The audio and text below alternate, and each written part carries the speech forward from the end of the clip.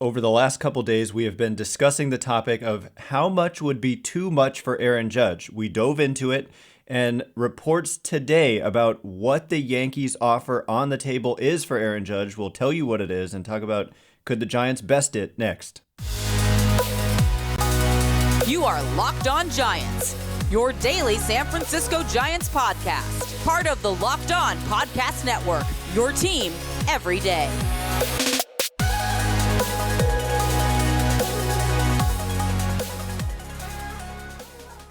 Hello and welcome to Locked On Giants, part of the Locked On Podcast Network, where it's your team every day. My name is Ben Kaspick, and on this show we provide daily episodes Monday through Friday, talking about the San Francisco Giants in a way that's data-driven and rational, but also simple, passionate, and accessible to all. I'm a former contributor for the baseball statistics and analysis websites Beyond the Box Score and Rotographs. I've been podcasting about the Giants since 2015, and I'm a lifelong fan. Thank you for making Locked On Giants your first listen every day. We're free and available wherever you get podcasts.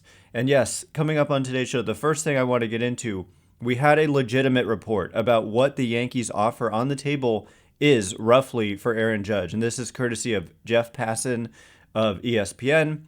I think we talked about it on the podcast. There was like a tweet from kind of a random reporter saying that the Yankees had made an offer. I think it was like $327 million. I can't remember how many years this reporter said. But basically, when you just have kind of random people on Twitter saying things like this, it's best to not believe it or take it at face value, to at least be skeptical about it. But when Jeff Passan tweets out that, I don't even think he said it's believed to be. He said that he understands that the Yankees offer on the table to Aaron Judge is 8 years, $300 million. And so I think some people's reaction that I've seen online has been like, this is a super high amount.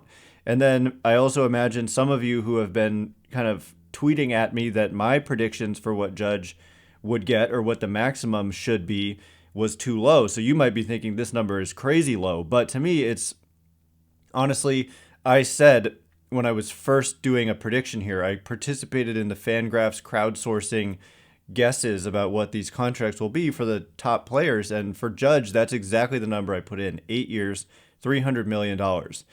It's $37.5 million per year, which would pretty much shatter the record for a position player in terms of average annual value.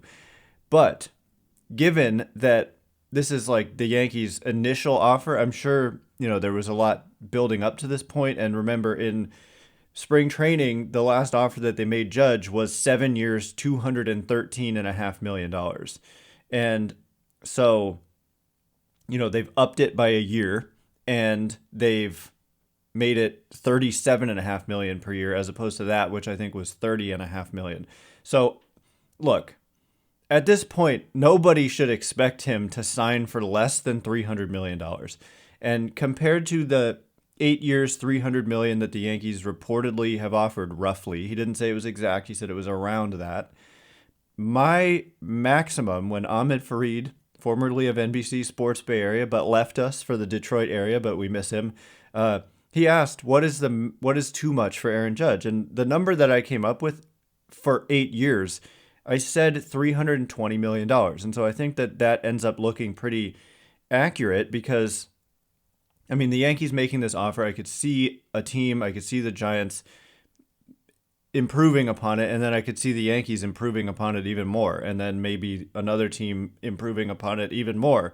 So I think 8 years, $320 million may be right around what it would take for 8 years. But I also said you could go 9 years potentially, and if you go 9 years, the number I gave was $333 million. And the reason that number makes a lot of sense to me is that it would still set the record for average annual value at $37 million per year, but it would also break Bryce Harper's record for the largest total free agent deal. That record is at $330 million. So by going 333, you would be accomplishing two things, giving him two different records there. And I think that what I said was that ultimately could end up being the final contract. Now, could I see the Giants like pushing a little past these numbers to get something done, or the Yankees? I suppose that I could. what's also important to point out here is that in this piece by Jeff Passan, he says what a lot of us have felt to be true, which is that there's a belief in the industry, and he I think he said, based on talking to people who are familiar with the process, like familiar with Aaron Judge's thinking. They're basically someone in the know here. They believe that he's ultimately going to sign at the winter meetings, which start on Sunday and end next Wednesday. So that would mean that within a week, they end like Wednesday morning. So really it's Sunday through Tuesday is when these go on. Within a week, we may have an answer on Aaron Judge. And the big question in Giants universe is he going to sign with the Giants? And I continue to believe it's significantly more likely that he signs with the Yankees than with the Giants. There's also, there was a piece on ESPN by Jesse Rogers that I read today, like polling. He says he polled 12 executives and baseball insiders. And so I don't know exactly. It totally, the quality of the sample really matters when they do these polls. And they asked, where is he going to end up? And 7 respondents, I think, said the Yankees, 2 said Giants, and 3 said, guess who? The Dodgers. More respondents said the Dodgers than the Giants. And so, again, I don't know. Who are these people who said that? I don't know. But as I mentioned the other day when the question was, what would be the fan reaction if the Giants miss out on all the top talent? Well, what I said in giving that answer was, what will be the reaction if Aaron Judge signs with the Dodgers? I don't want to think about what the reaction would be, but the big question, like I said, is where does Judge end up? But if he doesn't end up with the Giants, what do they do in that case? And coming up in just a minute, I'm going to tell you what I think precisely the Giants would do immediately after Aaron Judge signs, if he ends up signing with another team. Let's just pray it's not the Dodgers, and if he does leave, that it's the Yankees or something. Or if he does not come to the Giants, that it's the Yankees or something. So we will discuss what the Giants would do in that case if they can't land Judge in just a second. But before we do, this episode is brought to you by Simply Safe. If you thought about securing your home with home security but have been putting it off, you're going to want to listen up, because right now, Locked On Giants listeners can order the #1 rated Simply Safe home security system for 50% off. This is their biggest offer of the year, and you're not going to want to miss it. Here's why I love it. I love being able to check in on my home anytime, day or night, home or away, especially away, right? I mean, but even sometimes at home, it's nice to be able to check on something in the backyard, check on the cat, what have you. But if you're away from home, the simplicity of use with the app, I know for me, I've used apps that are, very difficult to navigate and have glitches and all that, but that's not true with Simply Safe. And you can check in on these crystal clear HD cameras at any point. It's just very comforting. And in an emergency, 24/7 professional monitoring agents use Fast Protect technology exclusively from Simply Safe to capture critical evidence and verify the threat is real, so you get priority police response. Don't miss your chance to save big on the only security system that I recommend. Get 50% off any new Simply Safe system at simplysafe.com/lockedonmlb. This is their biggest discount of the year, so don't wait. That's simplysafe.com/lockedonmlb. There's no safe like Simply Safe. All right, as promised, we are going to discuss the situation with Aaron Judge that is probably going to be resolved within a week. Could always happen sooner than the winter meetings. Like, if the man wants to make a decision and the offers are there, a decision could be made. But hey, if you're an agent and a player and you want kind of a big splash, the winter meetings is the place to do it, because it's the center of kind of the sports world. Maybe not if you're not a baseball fan, but it's a big deal, these winter meetings, and they're coming up quick. And so, yeah, I would be surprised if he's not signed by the end of the winter meetings. Thanks again for making Locked On Giants your first listen today. For your second listen today, check out Locked On Sports Today. From the games that matter the most to the biggest stories in sports, go beyond the scoreboard and behind the scenes with the local experts and insights only Locked On can provide. Locked On Sports Today, available on this app, YouTube, and wherever you get podcasts. So yes, what would the Giants do if they miss out on Aaron Judge? Don't want to imagine the news he's signing with the Dodgers.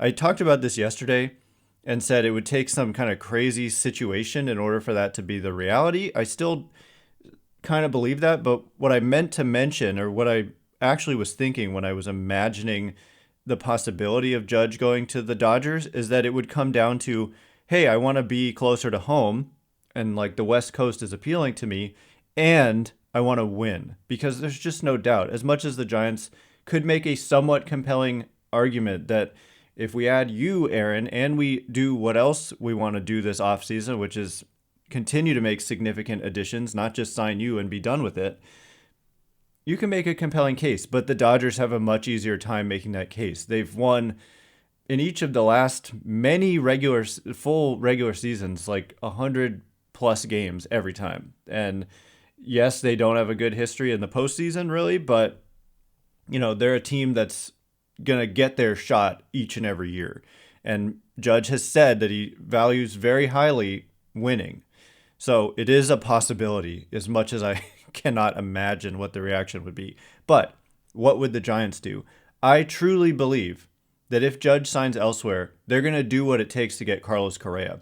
That's what I think, and it's kind of a educated guess. Not that I have inside information on this, but if you listen to like Alex Pavlovic of NBC Sports Bay Area, who's not just guessing himself, he essentially continues to say that he knows for a fact that Carlos Correa is their top target among the shortstop class. And what Carlos Correa has to offer, at a certain point with Judge, if it just gets to be like insane money that doesn't really make logical sense at all, there's definitely a case to make that Carlos Correa might make more sense because of his age. He's essentially 3 years younger than Aaron Judge, and the predictions for like how many years Correa is going to end up with, not that predictions will always come to fruition and maybe it will end up being significantly more, but predictions range for Correa from like 8, 9, 10 years, kind of more like 8 or 9. And for Judge, he's likely to get 8 or 9. 10 is not completely out of the question himself, but he's 3 years older. He's actually 2.5 years older, but this is Correa's age 28 season coming up in 2023, and it's Judge's age 31 season. So I think that Correa, like from a purely, he's really good, and I think the contract will end up being a little less bad at the end of it, and also maybe would allow them to be a better team, perhaps, depending on what they do afterwards. But I just don't really envision a scenario in which Judge leaves. I mean, look, it's obviously possible. In fact, I wouldn't go much higher than 50-50 on my feeling that they'll end up with one of these two guys at least. But if Judge leaves and Correa leaves, we have heard that Trey Turner, Andy Baggerly, I saw this in like a comment section on one of his pieces. It was the piece about how Farhan Zaidi essentially admitted that San Francisco can be a tough sell for a lot of guys, and for different reasons. The weather is tough. It's cold and windy, which you might not think of with California, but players who have played there and fans who have been there, we understand. San Francisco is cold in pretty much all year at night, especially. And so in the comments section, Baggerly essentially said he has it on pretty good authority that he thinks that Trey Turner wouldn't want to play here. So it's not just the weather too, it's political. A lot of guys, don't believe in like what San Francisco stands for. And so you just sometimes have a hard time convincing players for a couple different reasons to want to come here, especially hitters, because it's just a nightmarish place to hit for some guys. Pretty much for everybody. And I don't want to admit that because it makes me think, well, why would anybody ever want to come here? But money talks with certain players too. And I think for Correa, the thing is, he has been so clear that money talks for him. Not that he's solely motivated by money. I think that he's on the field like a very competitive player. He also drew rave reviews from his teammates in Minnesota this year. He's also not tied to one organization. There's not the same like Judge Yankees type connection with Correa because he was on the Astros for so long and he left anyway to go to the Twins, a cold place. I don't quite know what the weather's like. I mean, I'm sure in the summer it's pretty warm, right? But towards the beginning of the year and the end of the year, it's quite cold in Minnesota. And also it's just a random team that gave him the best deal at the time. And so the Giants, I think, are a more significant team than the Twins, and they're also their ability to kind of have higher payrolls than the Twins, and their history of winning is better than the Twins. And I don't know, I could just see the connection with Carlos Correa, and I don't think it would be a horrible fallback option if Judge leaves and you end up with Correa, and I very much doubt that would be it for their offseason. They really, even with Judge or Correa, they still have work to do in center field, in the middle infield if it's Judge and not Correa, and also the bullpen, and also an outfielder. If they don't get Judge, then it would be two outfielders, potentially a center fielder and a corner outfielder, perhaps. And so there's a lot to do, but the top talent, I think they're going to do what it takes to end up with one of these guys. I really do believe that.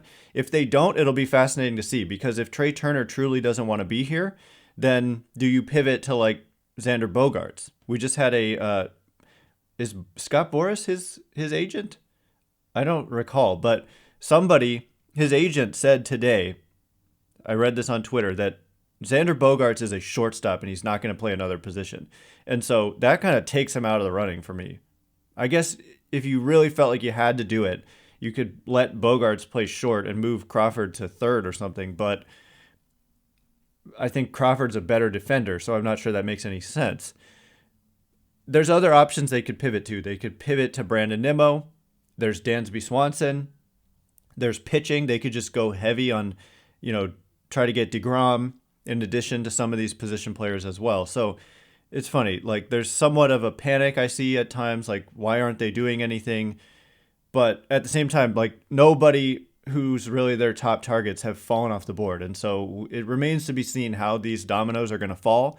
But what we do know with pretty high level of certainty, it's not certainty, but level of confidence, is that the dominoes are going to start to fall soon.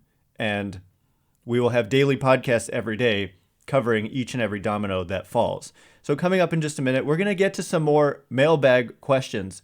Katie asks a question about missing out on free agents, and it's actually, she has a different idea about what they might do versus what I have been saying in terms of pivoting to these other options. So we'll get into Katie's idea, whether it makes sense, in just a minute. But first, this episode is brought to you by Bet Online.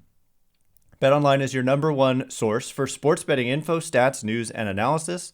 Get the latest odds and trends for every professional and amateur league out there, from football to basketball to soccer and esports. We've got it all at Bet Online. And as you know, and this stuff might change, honestly, like the winter meetings are going to rock this up, shake this up in a big way. But they've been putting out MLB postseason odds. And Aaron Judge, if he leaves the Yankees, at least according to the betting line, unlike these experts at ESPN, the Giants are viewed as favorites ahead of the Dodgers if he leaves New York at only a 33% chance, which 33% chance if he leaves New York. I think it should be higher than that in my opinion, at least 50%. So there's an opportunity. Carlos Correa, I think if Judge leaves New York, this might be one you want to pounce on, because the Giants' implied odds here at plus 600 are like 14%. And if Judge goes to New York, I would have the Giants higher than 14% for Correa. I just really would. So you can check all this out and more at BetOnline, where it's the fastest and easiest way to get your betting fix. Head to the website today or use your mobile device to learn more. BetOnline, where the game starts. All right, as promised, we're going to get to some mailbag questions. Katie says, if the Giants miss out on free agents, gotta go with the young guys, right? So this is an interesting take, because it's not one. This question was asked before I answered the question yesterday, which was, what will be the fan reaction if the Giants miss out on the top free agents? And I think within that answer, I basically said I don't see them missing out on the top free agents. And if they did, there's still the trade market. And they could still, I said, you have a little more control over the trade market because things like players just not wanting to play for you because of what I just said, political, weather, they don't have a say in a trade. It's just like, hey, we're going to offer you the best package to the team. And the team says, you're going to San Francisco, whether you like it or not. But the Giants probably wouldn't target players who really didn't want to be here. But, Katie, I simply don't think so. I don't see a scenario in which they like just completely have a failed offseason and then say, we are just going to play Bryce Johnson every day in center field. We're going to just play David VR every day at third base. And I mean, what young guys, I don't know, Casey Schmidt, just promote him right away. Kyle Harrison. In some ways, I like that plan because I believe Kyle Harrison and Casey Schmidt can be pretty good. I guess it depends on who you mean by young guys. I assume Bryce Johnson, Elliot Ramos, I should mention. I don't think so because I think that they have serious doubts about the hitting ability of guys like Elliot Ramos and Bryce Johnson. And these days, it's more of a science than it was in the past where you just kind of rolled the dice and hoped that young players produced. I think they have a better idea of whether or not you're going to produce based on all kinds of stuff. Your minor league numbers, your kind of bat tracking technology, like your bat speed and your bat path and all this stuff, your pitch recognition, your strike zone recognition, all kinds of stuff that they can have a pretty good idea of what's going to translate to the major leagues. And I'm not sure that a lot of these guys that they believe in their ability to hit. That's like why we didn't see Elliot Ramos so much in 2022. He struggled in the minors hitting in AAA. And so I just don't see a scenario where it comes down to this. I think at the very least, they'll add some players. Like they're not just going to miss out on all free agents. I think they'll do what it takes to get some things done where they're not overly reliant on young players, but it's an important philosophy of theirs to continue to make sure they're giving opportunities to the right guys. And so I don't think they're going to lock themselves in at every single position with like long-term deals to players who just can't move because then it blocks the young players. I think they want to always maintain the ability to give these guys an opportunity. And that was true this year. It was true.